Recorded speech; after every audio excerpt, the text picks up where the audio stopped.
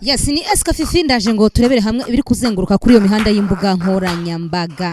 Nkunda ko mwana byise ngo ni imihanda. Mba nkugurije ariko wumve ngo ubu ndi kubukene nka bumwe yobo yarafite n'ima mu Imana ndakasumba uko ndeshye.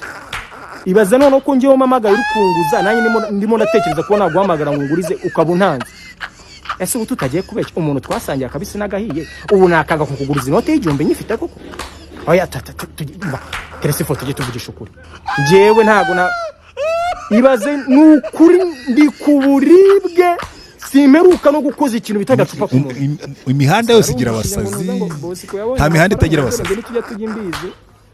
Ahubwo wari uryo umwegero ukamuvugisha yakuguriza wenda nanjye washaka uburyo ngurizaho tukazagenda tumwicura duke.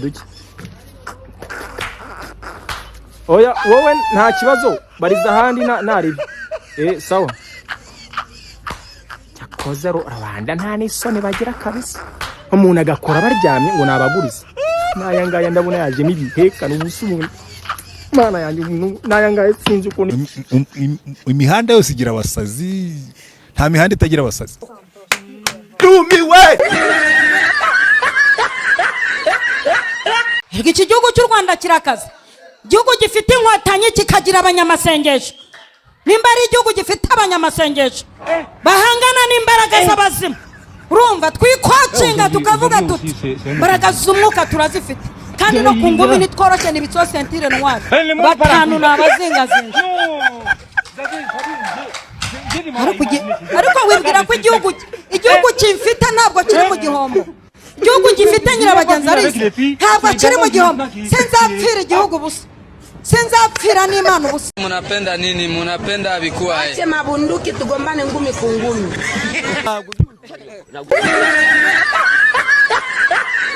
Baga yasezeranye mu mategeko n'umugabo we. Uyu niwe waririmbye ngo azabatsinda Kagame. Nabonye iby'ubukwe bwe biri kuzenguruka ku mbuga nkoranyambaga abantu benshi babivuzeho bishimiye ubukwe bwe.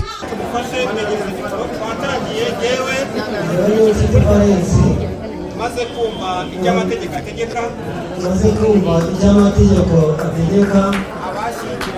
abashyingiranywe ntagahato kongewe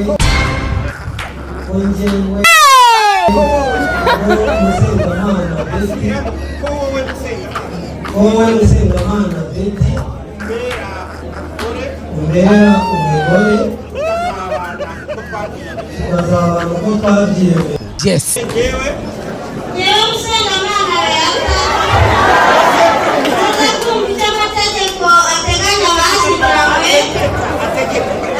abashyingiranywe nemeye nta gahato ko wowe niyo diferensi umbera umugabo tukazabana uko twabyiyemeje kandi dukurikije uko amategeko ya Repubulika y'u Rwanda biteganya. Bahacinye n'akadiho muri ubu bukwe bwa Beata.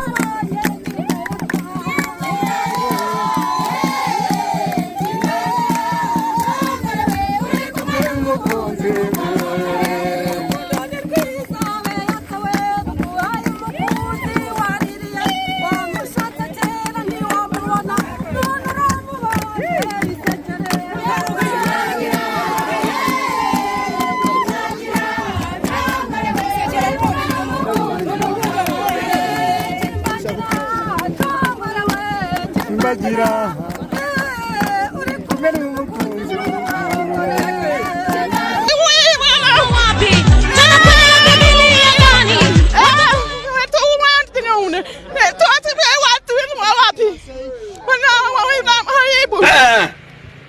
If you want to say something, say it. Don't dance around. Bamwe basezerana abandi batereta. Azishuba nayo. Ngute mwiki? Irakisa. Mbana n'ibiraya hano. Bikora ibibi. Nta n'ikindi saba gukora n'ibiti nibayifata. Yesu we. Ndaya mbaya. Atari ya mama yake kama nayo. Niko kayira.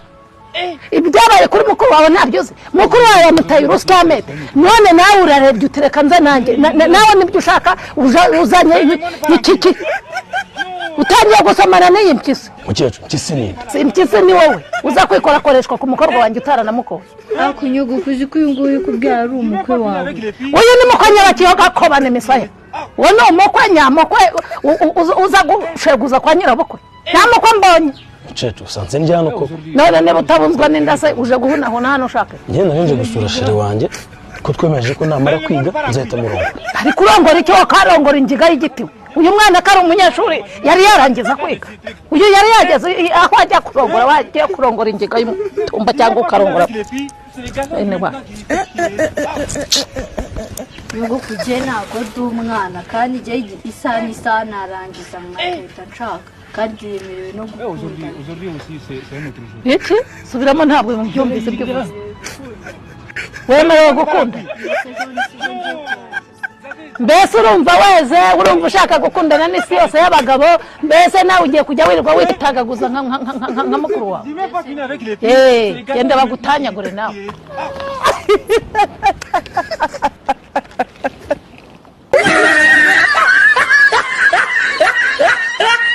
uzi ikintu gitangaza Imana ni ukubona umukobwa uturanye na rogi utajya muri rogi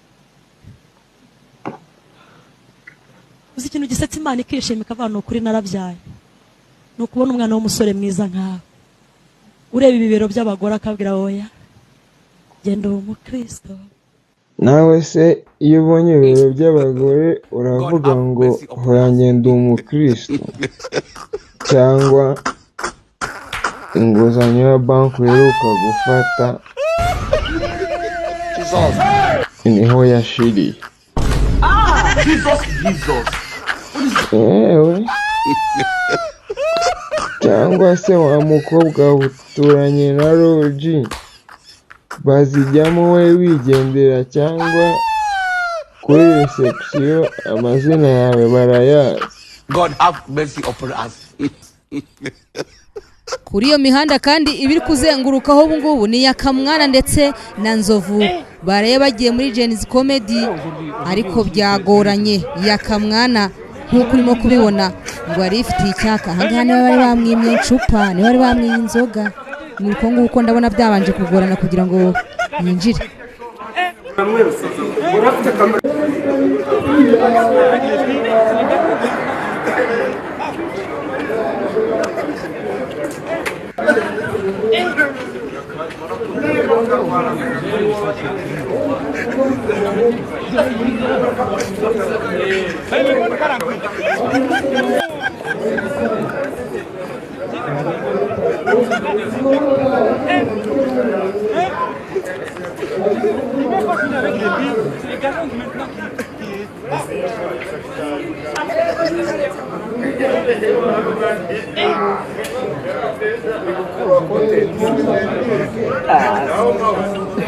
Legende ahantu yiryamiye ariko wakwibaza cyangwa ukabaza Merci uti ese wabashije kubimanaginga ute abantu nk'aba barimo yaka warumeze utya wabimanaginze gute?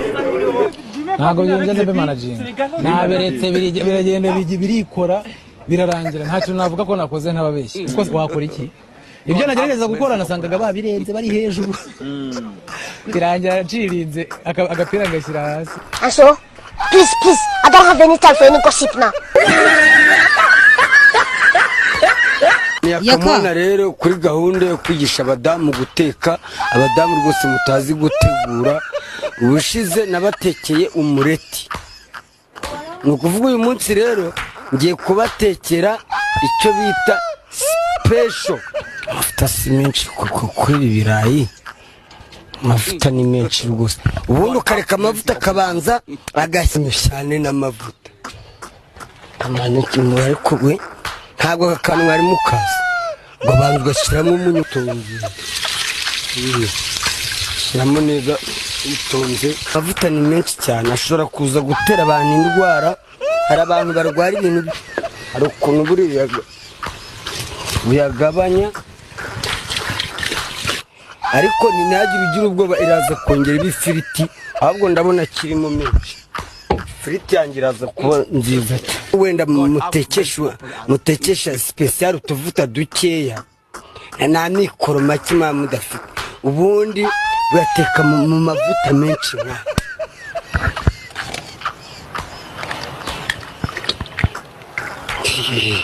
mu mavuta atubutse. A few moments later. Ibi ni ibintu koko.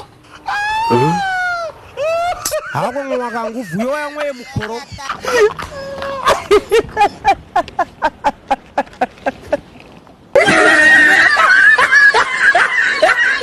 reka dusoreze kuri izi plank nitwa Eska Fifi dusubire ubutaha.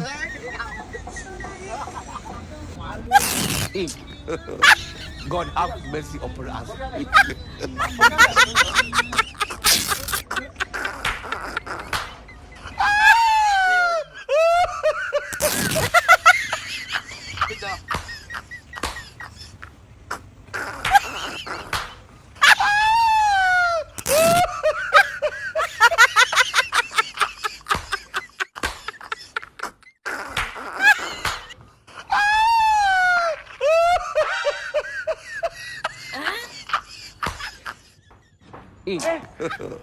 God have mercy upon us.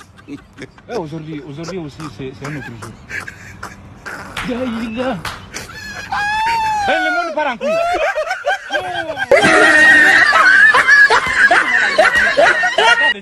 Oh.